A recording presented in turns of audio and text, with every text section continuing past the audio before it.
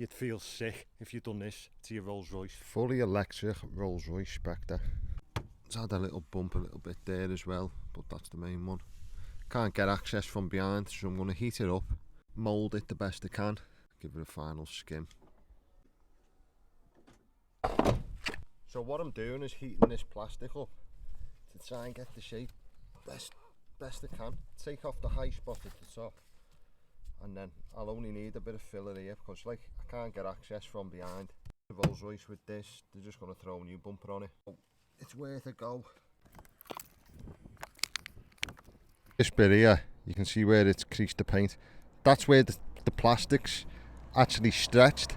So where it's been hit, bulged up and the plastic is stretched. Going to just need sanding down and skimming.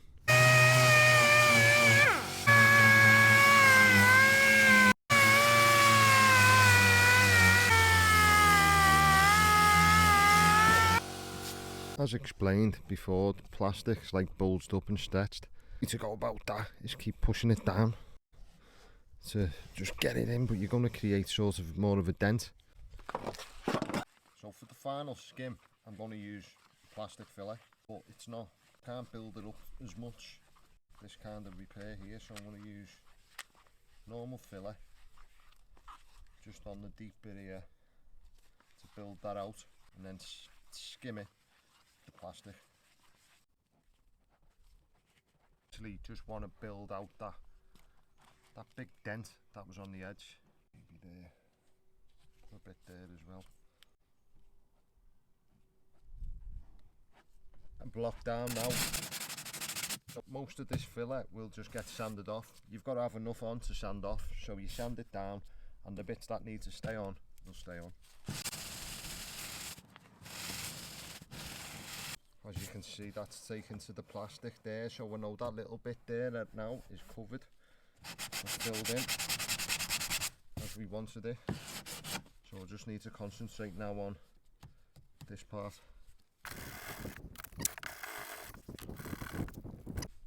Purpose of hide coat what I put on, which is like a matte black spray. You can see the low spots, so we can see that's still a bit dented, but that'll fill in with the next skim, so it's not a problem.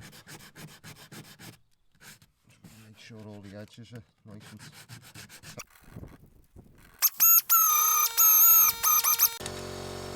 So I'm sanding either side of the line to keep that shape the best I can. So it just needs a little skim in the middle.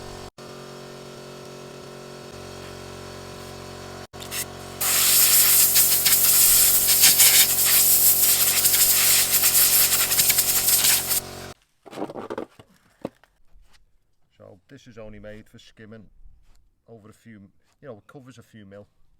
It's not made for filling big things like what was on it before. So this is your final skim over a wider area, covers the imperfections, pinholes, anything like that. Also make sure it's level, so it's sort of like it flows into any gaps that have appeared. You can see it's more like a warm butter that goes on, rather than the other one was more, didn't really drip down or nothing like that when you're doing it. So in an ideal world that's the last skim, but it's, you know, it's 50-50 chance. I might need to give it another one, a light one, just to cover any imperfections. But you know, you're only, that's only a few mil, it's not nothing big, and that's a flexible filler, so it bends with the plastic if the plastic bends. Same with this one, I'm skimming it over the wider area, but most of it will get sanded off, and the bit that'll be left will be the bit in the middle, it banged. Same as before, blocking it all flat into shape, getting rid of any, you know, high spots, low spots. Bit not as coarse as sandpaper. 180 grit should do it. And it's feeling nice at the top. That was the bit I was concerned about there. Just getting this now now, best I can.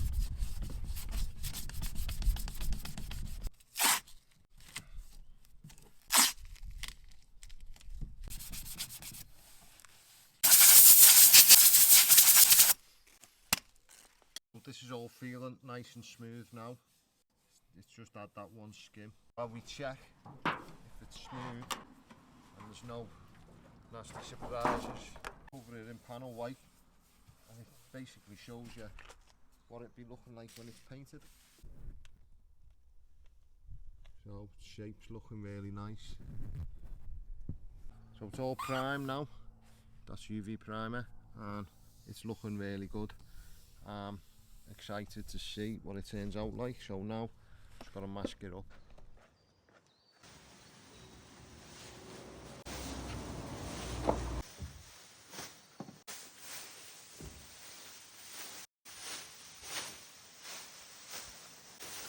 Forward and it's all masked up. I've put the base coat on.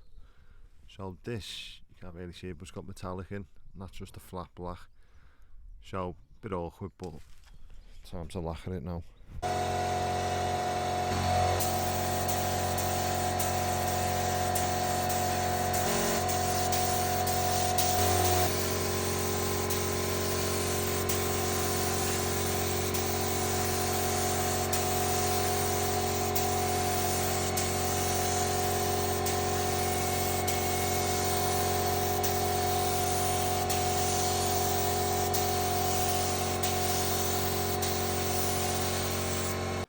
So what I'm doing here is wet sanding before machine sand and then polish it. The reason I'm doing this, not just for any nibs, any bits of dust that might land on, but this car is like glass from factory. And I mean glass. Never seen a car so flat with so little orange peel. So I'm flatten this. I've put this lacquer on thick. I end up giving it 2 coats and I'm rubbing it down so I can get the match, you know what I mean, that glass finish I want, like the rest of the car. It's never going to be a brand new bumper out the Rolls Royce factory, you know what I mean, but I'm here to do the best I can and that's what we do every time. This is the kind of stuff, you know, makes you good. Because some people don't bother doing all this, but sometimes you don't need to. Mercedes, Volvo in particular, orange peel on them is like, you know what I mean, this is like glass, like a piano. This kind of stuff I'm teaching within carscratchacademy.club. If you're interested in this, go to www.carscratchacademy.club and you'll learn all this kind of stuff and more. We're doing every day, and this is how we get a good job. 528, this is where that was.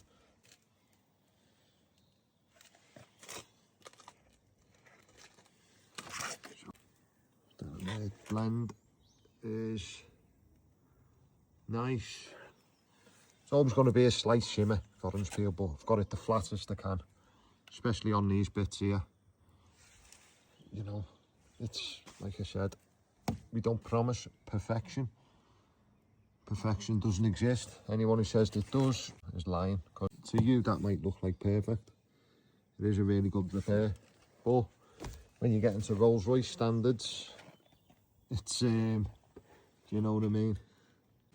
He said himself the only other option was to go to Rolls Royce, which would not be a cheap trick with that way, so it's worth a go, isn't it?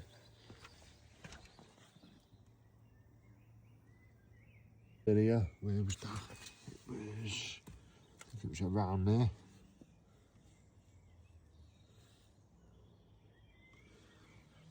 It's tidy. Put a lot into this. You see all the wet sandpaper down there.